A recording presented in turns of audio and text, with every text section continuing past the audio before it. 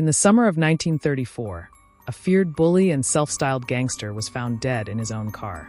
No flowers, no mourners, only relief. This is the story of Earl Gentry, a man with 1,000 enemies, and the one who finally ended him.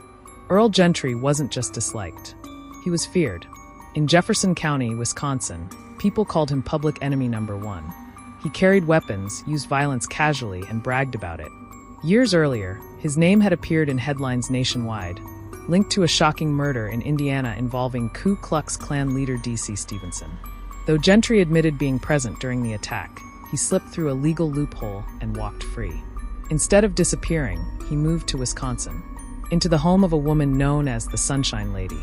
Carrie Gill was everything Earl Gentry was not. She was kind, charitable, a devout churchwoman who helped the poor. She believed Gentry could be saved. She posted his bail, gave him a place to stay, and tried to reform him. Instead, Gentry unleashed terror on the town. Witnesses were too afraid to testify against him. Victims refused to press charges. Behind closed doors, the Sunshine Lady's kindness was repaid with fear.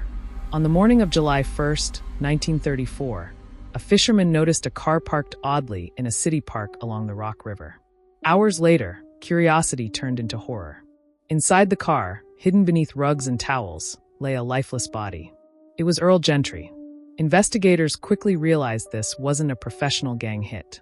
The body had been moved. The scene felt staged. Gentry had been killed somewhere else. And dumped. But where? Police went straight to the Gill home. When Carrie Gill heard the news, she turned pale. Then said something that stunned everyone. "I'm glad he's dead." The woman who defended him for years felt relief.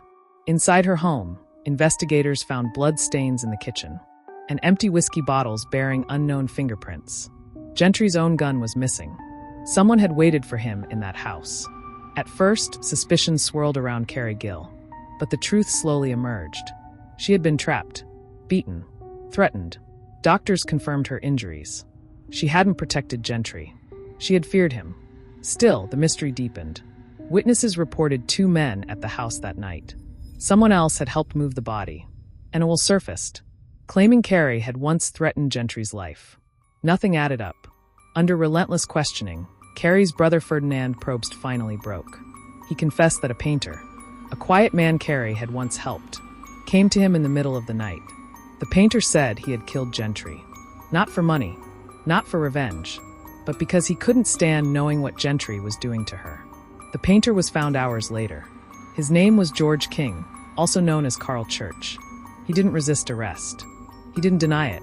He said, "I did it, and I'm glad I did it." He admitted waiting in the dark, drinking whiskey, and using Gentry's own weapon. He pleaded guilty to first-degree murder and was sentenced to life in prison. Earl Gentry died the way he lived, feared, violent, and alone. Carrie Gill returned to her quiet life of charity, her faith unbroken. So here's the question.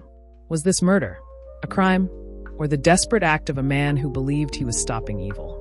You decide. If you want more forgotten crimes, dark history, and true stories from the shadows of America, subscribe to Crime Archives, where the past refuses to stay buried.